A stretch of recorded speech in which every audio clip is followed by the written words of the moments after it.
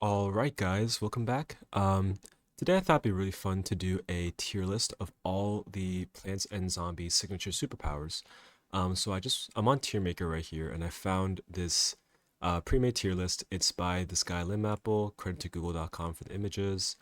Let's just get right to it. And before I start, I just want to say that this is all my own opinion. I've also took many years break before coming back to this game, so I may have a very different viewpoint as you. And if you disagree or have it in the comments, please put them in the comment section below. I'd love to read them. Yeah. With that being said, let's get started. So first is Professor Brainstorm. His is to conjure any three non-superpower cards. Um, and real quick, how I'm gonna set up these tiers is S tier is gonna be just OP at any point in time in any situation. It's just always gonna be a good card. A is gonna be for superpowers that are really good, but maybe they only really shine under like specific conditions. But maybe those specific conditions aren't super hard to get. B is a good middle ground. It's like solid, can be good sometimes, can be bad sometimes. C, we're just looking at like mid, like can't. It's like I'll take it, but it's not gonna super help me. And D is just garbage. Yeah, like when I pull this superpower, I'm just like, ah, man, couldn't have gotten something else. But yeah, so yeah, Professor Brainstorm, conjure any three non-superpower cards. Um, I'm gonna put this guy into A tier, and the reason for this is because I think it's really fun, a really cool ability to get three random cards. Sometimes you can get a really powerful card, sometimes you can get really bad cards. Um, but also, the reason why this guy isn't S is because drawing three cards can be really good for a lot of decks. It can trigger Dino Roar abilities. They're also conjuring, so if you had um, the Space Time Doctor guy, they would all cost one less, and maybe the cards you get would really, really help you. Um, but three cards is a lot to draw on a single card, and if you have a deck that's used to drawing a lot of cards, um, I know sometimes I've had this ability where like I already have almost a full hand and I can't really make the biggest use of it. Also, sometimes you can just draw cards that are just really bad. Um, but still, I'll put this in A. Okay, what is this next? Um, Tater Toss. Make a one health high hit. Right, it has team up and it says when destroyed do 6. So this guy also goes into A. And the reason is because, first of all, he's a team up. So he goes in front of a unit that's already in that lane, which is really nice. Um, Second, 6 damage is actually quite a lot to do for one sun cost. Also, he is a root plant. Um, Now, because he's a root plant, he will get buffed by Starch Lord. So if you're running a Starch Lord deck, this guy just synergizes so well. You can also buff this guy, and so he can do his own damage and have his own health. And he'll just always have this ability where if they end up killing him, you have an extra like burst of damage. So overall, super good. Doesn't really block you because he's team up. And yeah, I just super like always like using this card. Um, let's see. Next is Chompzilla. This one destroys the zombie with the lowest health. Now, oh, this is tough. This is tough. The lowest health. This is either going to be. Where do I want to put this? Yeah, I might move these around, but I'm gonna put this guy in A tier. And the reason why is in A tier is there is a pretty heavy restriction where it must be the zombie with the lowest health. Now, obviously, if you have zombies with like the same health, you can choose between them. Um, but the reason why I put this at A tier is because typically, when you're running a Chompzilla deck, you have access to the Sun type. In Sun type, you have a lot of like zombie killers, like the Mallet, like Lawnmower. You have wait, actually, are they Sun or are they Smart? Wait, I might be saying the wrong thing. Hold on. Zombies. Oh, no, I gotta look this up. I don't want to say the wrong thing here. Um, Yeah, so we got lawnmower here. We have some control options like water balloon. Yeah, we do have mallet. Yep. What else do we have? Do we have we have squash here. So a lot of good control options in Sun. And typically you're going to be comboing Devour with all these control options. So for instance, let's say there's a zombie with a really high amount of health that you want to kill. You can use some of these cheaper control options to get rid of the weaker ones. And the thing is that when there's only one zombie left on the screen, Devour can destroy it no matter how powerful that is. So I'm putting an A because it is very powerful and it's a great tool for one sun, but there is some setup you might need to do depending on um, the situation. Okay, next, the sunflower signature, definitely A. Now, this is very simple. It just does 2 damage to anything, including the zombie hero. You also get +1 sun for the rest of the game. Now, this is a super overpowered ability. Having permanent +1 sun without needing to place any plants or play any tricks or sorry, any other like other tricks besides your superpower is super OP. It gets you ahead of the game. 2 damage is also very flexible. You can use it as an additional like damage to get someone weak or kill someone on the amphibious lane. But the problem why it's an A instead of S is simply because you just may not get this superpower at the very beginning. It could be the last one you get, and at that point the 1+sun isn't able to really boost you up. So this guy would be an S if you pulled him at the very beginning, but because it's dependent on that situation, I'm putting it at A. Okay, next, walnut. Yeah, I don't know what to say. This guy has to be an S. Basically, your hero cannot be hurt this entire turn, and you draw a card. Super simple, but you basically get a free turn. If you're playing a stall deck, you can just have no plants on, and then just activate this ability, and you cannot be hurt. If you're gonna die, no matter what the opponent does, they can do as much damage to your plants as they want, but they will not be able to hurt your hero. So you just cannot lose that turn. So super free here. It's just always going to be a good thing to use in like any situation. And you also draw a card. So this is just a nice little cherry on top. Next we have Citron. Now, I'm a little bit biased because I play Citron a lot. He's one of my favorite heroes. I want to put this guy in S tier as well, but I feel like A tier. He's like S or A, but I'm gonna put him on A tier. And the reason why he's on A tier is because he's very similar to this guy, Uncrackable, but what he does is plants can't be hurt this turn. Now this is also a very, very overpowered ability, especially when you have plants on all your lanes. It's super powerful, don't get me wrong, and it draws a card as well. But the problem is that this is more easily counterable. And let's say you don't have a lot of plants on the screen, you're not going to get as much value out of this. You can still have open lanes that can hurt your hero. So you could still very much lose on this turn that you play this. Also, strike through, if zombie heroes playing strike through, they can still hit your hero, even through your plants. So that will not be good. Cool. Next, Rose. Now this, I would say Rose probably would have been SA tier before like a long time ago. But I'm gonna put it at A tier. Now what this does is it transforms a zombie with the highest attack into a 1/1 goat. Now very similar to like Chompzilla, this is restricted to the zombie with the highest attack or tied with the highest attack. Now in the past, goat didn't do anything, but now actually goat has an ability. So first of all, it's a pet zombie, and whenever another goat is hurt, which is only it and the hover goat, it gets +1/+1. And the hover goat is meant to be put to play, get hurt, bounce, and then get played again. So in the very specific situation that you're playing against a pet deck, this may actually help the opponent.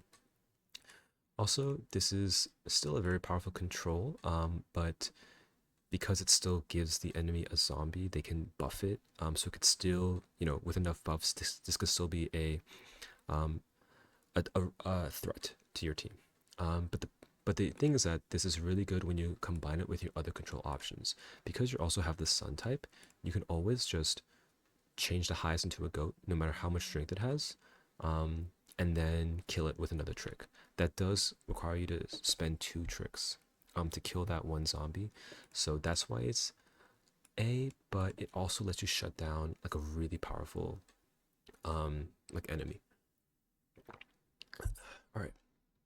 This is also not as effective when the enemy is running a swarm deck, so they have like a lot of low strength, but low strength units, but they have a lot of them.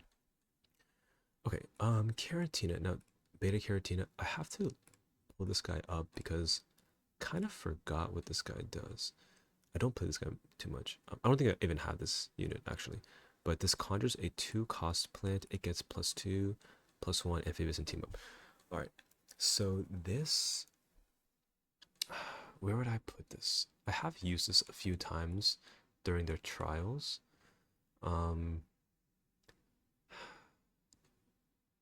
Man, I wish we could sort this by like cost. I want to see like all the 2-cost plants it could be. Um, yeah, but in any case, I would probably put this in. Oh man, let's see. Is it on the same? Is it as impactful as these? Okay, I would probably put it at B, but I may change this to A later. I do think it's a very good ability, but I just think it's a little more situational. So, you get a random 2-cost plant. It still costs 2 to play that plant. So let's say you play this on turn 1.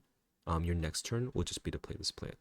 It does get a 2/1 buff, which is nice, and amphibious and team up. So it's really good if you have other team up decks or amphibious decks, especially with the Navy Bean, which buffs amphibious. You could also get like a 2-cost plant that's really powerful, and then put them on the amphibious lane. So a lot of like options here is a good ability, but also if you get this late game, it's not going to be as impactful because it's just a 2-cost plant that's buffed up.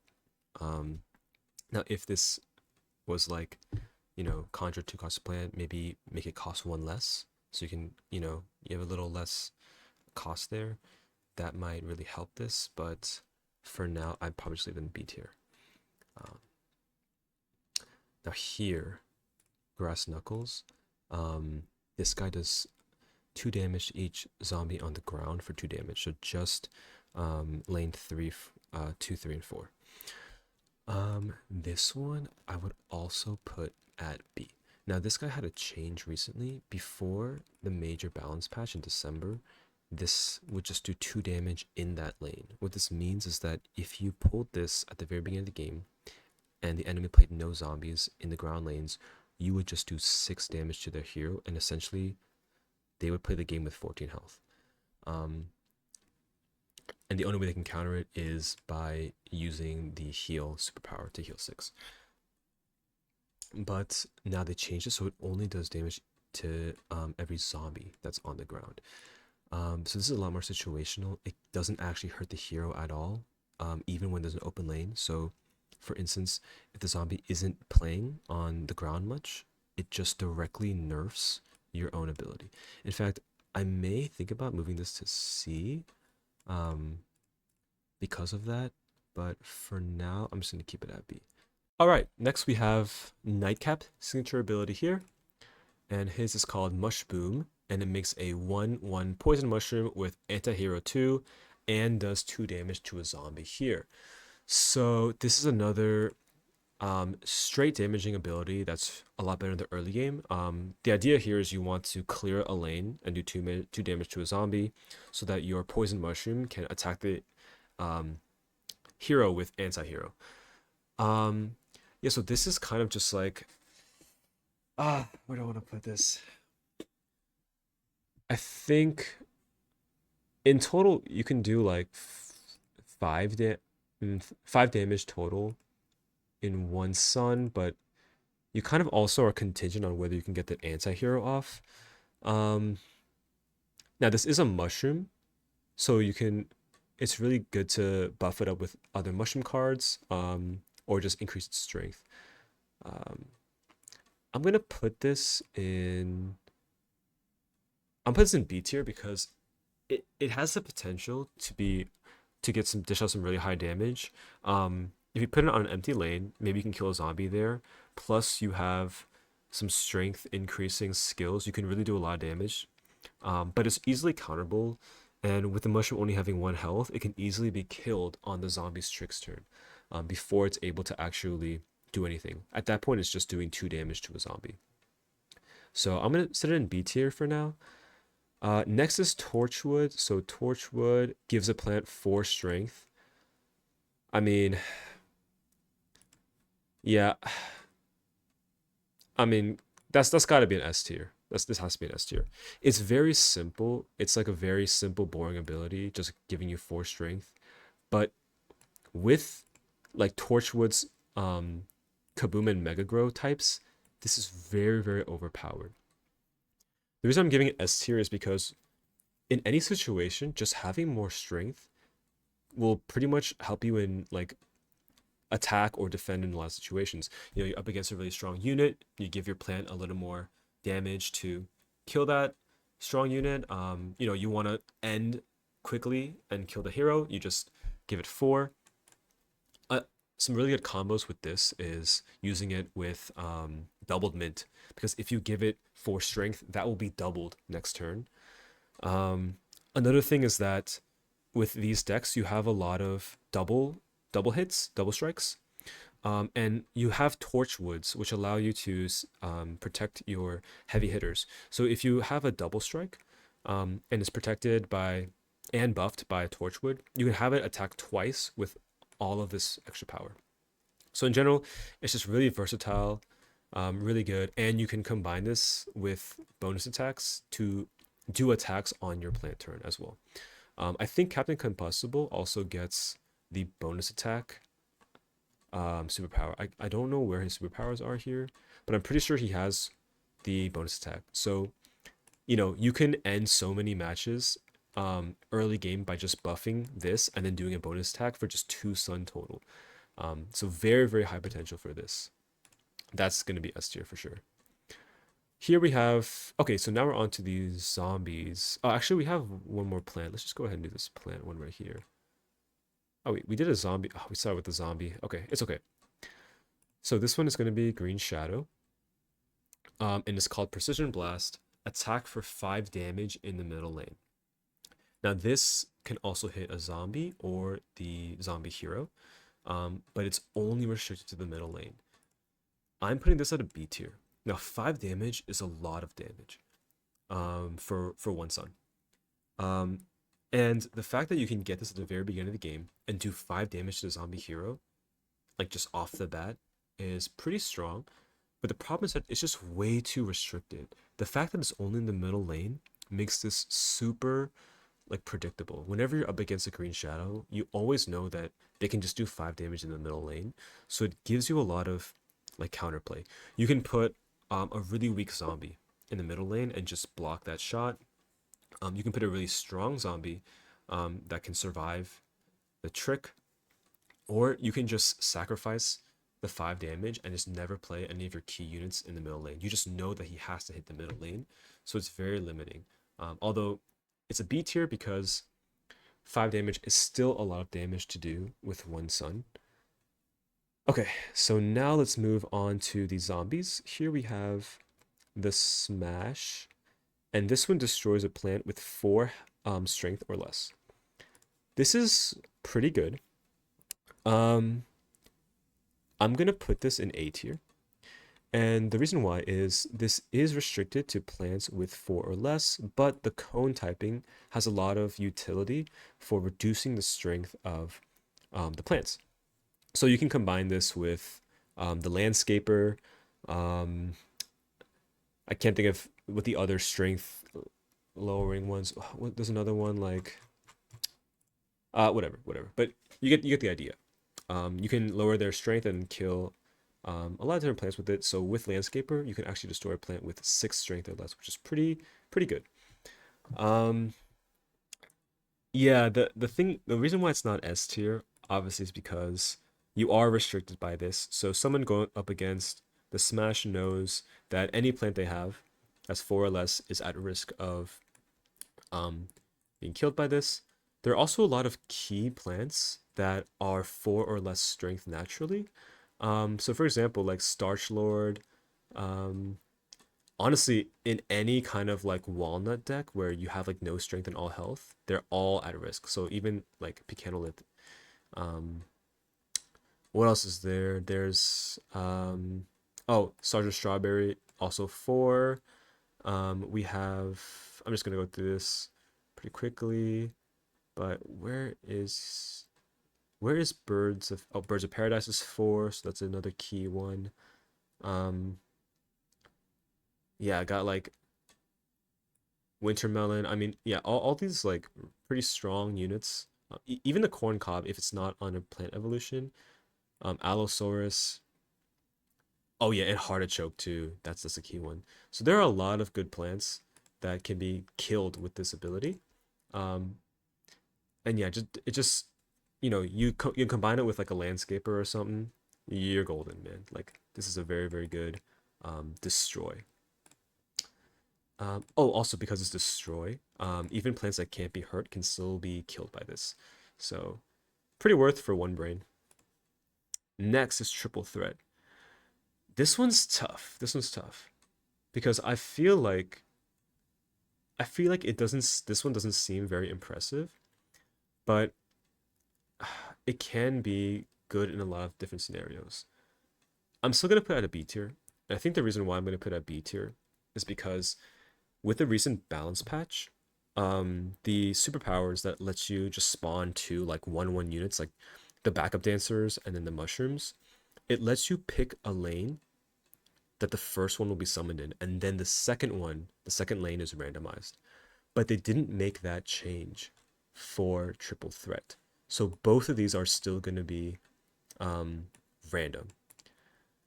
And this randomness is just like, it's just not consistent. The only way you can really force where these two appear is if your other 3 lanes are already filled. Um, Now, still, you can do a lot with this. I'm not saying this is a bad superpower at all because you can make this really excels in like early game decks with Infinity because you have 2 zombies, potentially one being amphibious in the lane 5. Um, Infinity also gets the +3 strength superpower.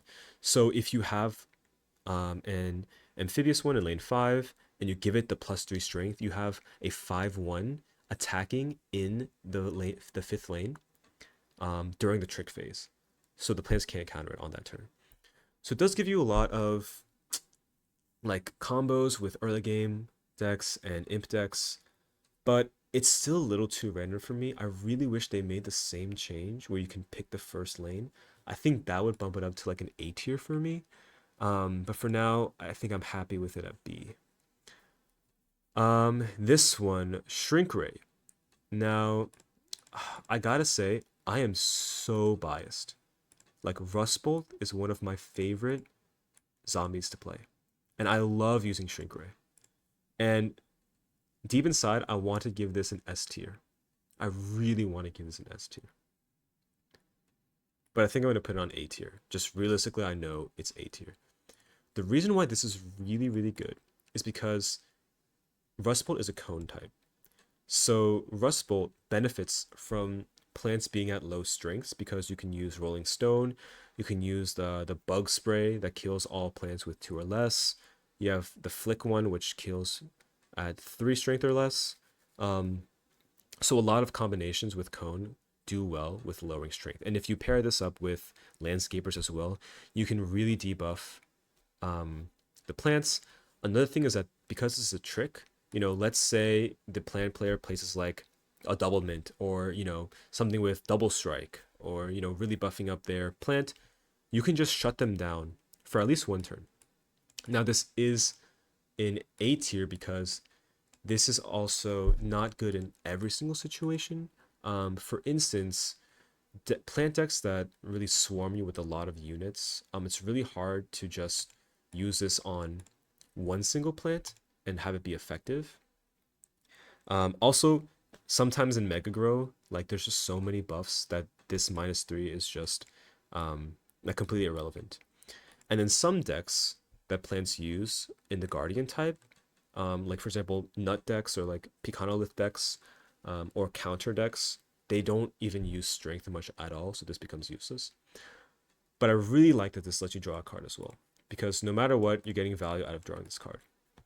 Another thing to know is that one of my favorite things to do with Shrink Race particularly is I like setting up like dud plants. Now what I mean by that is if you're not up against a Mega Grow or some kind of like, very high buffing plant hero, you can get away sometimes with debuffing a plant to 1 or 0 damage, and it just being a dud for the plant player.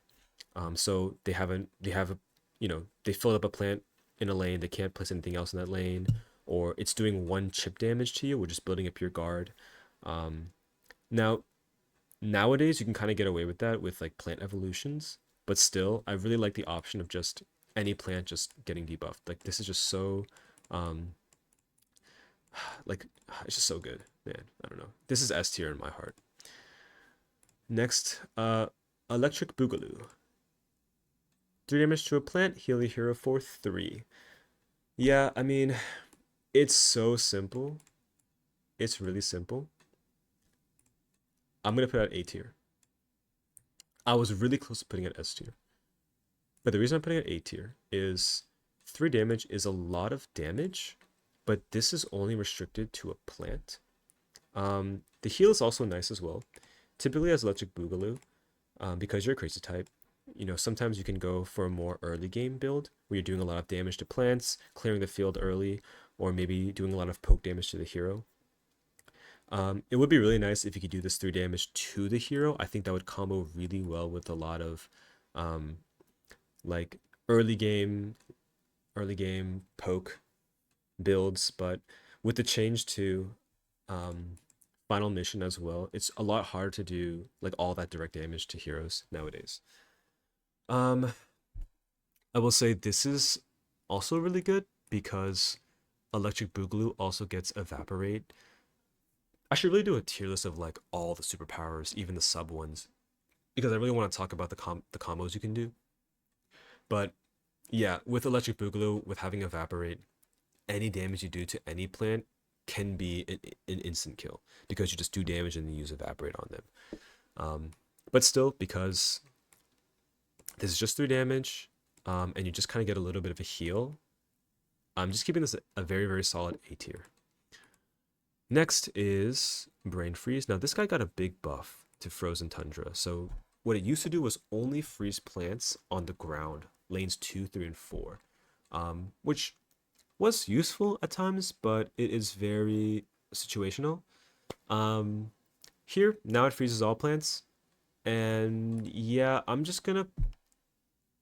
don't know, I'm just gonna put this in S tier. And the reason I put it in S tier is because it's not that it's so overpowered. I think it's just extremely consistent in all situations. This is very similar to the Walnut in a way where you're freezing all plants on the screen at the trick phase, meaning the only way one of those plants can, attack you is if, it has like double strike, which it will attack once. But otherwise, you're just getting a free turn of no damage to both your plants and your hero. So in a way, it's kind of like Walnut and Citron's ability a little bit. Now, this can help you if you have a freeze deck. I know with the Galactic Guardians patch, they did enable the zombies to have a really viable freeze deck. Now, let me just say something real quick.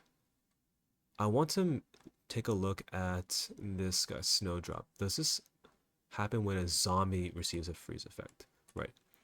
So the plant Snowdrop, which gets buffed every time a zombie is frozen, the zombie's counterpart triggers every time a plant or zombie is frozen. So technically, you can combo this really well with Brain Freeze and freeze all of the enemy plants and get the benefit for all of them, and the Snowdrop will not get buffed as well. So really good. I think this guy is meant to be paired with Brain Freeze. So you have a lot of situations where this can be really overpowered, but in general, it's just very consistent. It's basically just a free turn. So I really like this one. Yeah, so S tier for this. Next is Immortica. So Zombats were buffed with the balance patch. I believe they went from a 2-1 to a 2-2. And let's see, cost 3, have 2-2. Yeah, I believe they just got a health upgrade, which is pretty nice. Let's see. I would probably put Immortica at it's a very solid A tier. Now Zombats are amphibious, so you can use this trick to just get a free amphibious zombie during the trick phase. Um, I mean, their passive is pretty good. It's lets you draw a card anytime they do damage to a plant. So if you pair this with buffs and keep this guy alive, you can actually generate a lot of cards this way. So it's actually a pretty good passive if you can keep it alive. The only downside to this is that if it does get bounced, it costs 3 to place down, which in my opinion is it makes sense because of the draw card ability, but 3 is a lot to be punished for if you already used 1 cost to play this trick. So it is counterable with bounces, but in general, it's just a very solid card. Next, okay, this guy, Missile Madness. I'm very, very torn with this trick. This one is really tough for me because this can be so good in so many situations, and it also has probably the highest damage output of any of these signature superpowers. Um, at the same time, I almost never see this used to its full potential. And sometimes it can actually hurt you. So what this does is it does 3 damage to one plant and 1 damage to all other plants. Now, with this guy being a crazy type, dealing direct damage to plants, having a early game deck, clearing some plants to keep the lanes free for your anti-heroes or whatnot. Sorry, not anti-heroes, but really hard hitters in the crazy deck can be a really, really good thing. But unless you pull this at the very late game, it's unlikely that you'll be able to have a lot of plants to do damage to. Not only that, sometimes you go up against like a nut deck or like a heal deck, and in fact, the 1 damage you do to all other plants ends up hurting you because either Mirror Nut will like damage you for every other plant you've hurt, or like you let Aloe Vera get a ton more heals, which triggers Pepper MD a lot more. It can trigger Heartachoke more. You just open yourself up to a lot of potential counterplay in some situations. Um, I I think yeah, and sometimes like I just don't end up using this at all. I think I'm gonna put it. No, I does it deserve a B tier? It really doesn't. Like it is a lot of damage. I think generally I'll put it A tier, but I could be talked to put it in B tier. Maybe I just am not good with it. Maybe I haven't used it enough. But I think the fact that you can't control whether or not does 1 damage to all other plants sometimes can really hurt you. So I will keep it an A tier though. Um, but I'll revisit this later. Okay. Neptuna. This also got buffed. Basically, Octopets got added with Frenzy, which is just a nice change. Oops. It's a nice change. It's not like super game changing in my opinion, but I think it aligns with the Octo Zombie having Frenzy. Um, in general, this is honestly a very solid ability. It goes into A tier. Having a 3/2 amphibious unit right in the water lane is just very overpowered. It's like a stronger Zombats in a sense. Um, Sometimes playing Neptuna decks, Octopet's my only amphibious, but sometimes the plans just don't have any counter to that. It just gets 3 free damage all the time. It also puts a lot of pressure because it being 2 health makes it susceptible to plant tricks, but you're only spending 1 brain, and you're what's it called? You're taunting away plant tricks from your other zombies to this octopet because of how dangerous it can be living in an amphibious lane. So I do like this trick a lot. And yeah, it's just a very solid superpower. Okay, next is Terraformer 10,000, huge Giganticus. This before the balance patch would be a straight S tier. Like, I'm not even kidding. It would have been right here. It was so good. Um, What this does is it conjures an environment and a trick, and then all environment and trick cards in your hand cost 1 brain less. What it used to do is it only conjured an environment, but then it made every card in your hand cost 1 brain less, which was just wildly overpowered. Now, even though it like conjures a trick as well, I don't think that makes up for it not also lowering your zombie costs, because a lot of times you would save this until you had a lot of cards in your hand, and because you're brand new, you can get a lot of cards, and then they just all cost 1 less. You'd be able to play so many cards in a single turn. You'd have 0 cost teleporters, just constantly drawing cards. It was just a really good ability. But here, it just gets a solid A tier. Now, you can still make this very worth. You just have to adjust your deck to be higher in environments and tricks instead of just zombies. Um, Still, this is pretty good, and having a free environment to counter any plant environment is just an overall really good thing. So that's that. Lastly, we have Super Brains Carried Away. Now, yeah, I don't know what to say. This is a very good. It's a very good superpower. Honestly, honestly, I'm putting this in S tier. And the reason this is an S tier is what this does is it moves a zombie, then that zombie gets +1/+1, then it does a bonus attack. Now remember, this superpowers are 1 cost brains. So you could have another bonus attack trick which costs 2 brains. Um, this just gets you another bonus attack with +1/+1, and you get to move for 1 brain. This is just very overpowered. In all situations, it's also really good. At the beginning of the game, it can really help you get a really early start or move your squishy anti-heroes away and just get a lot of poke damage onto the hero. Um, it also lets you, late game, you just put a heavy hitter somewhere, move it, and then does a bonus attack. I like to use this on the pirate ship legendary that has strike through, um, you know, doing all that damage to any plants in that lane. Another thing is that one of the best things about this too is that in some situations you get this ability in the middle of combat because your guard is broken. So let's say a zombie in lane 1 gets to attack, and then in lane 2 you get attacked, you guard, and then you have this. If you take the zombie in lane 1, move it to lane 3, 4, or 5, you get to do another bonus attack. And then when the combat reaches that lane, you do it again. So in this specific situation, you can have that zombie attack 3 times. And if it's a really key zombie with like strike through or anti-hero or something, you could like one shot the plant hero at 20 health in a single turn. So I just feel like in all scenarios, this is really good. And you really just can't go wrong with this It's just too powerful. Okay, so that's all of the signature. I just now realized that the other superpowers are listed here.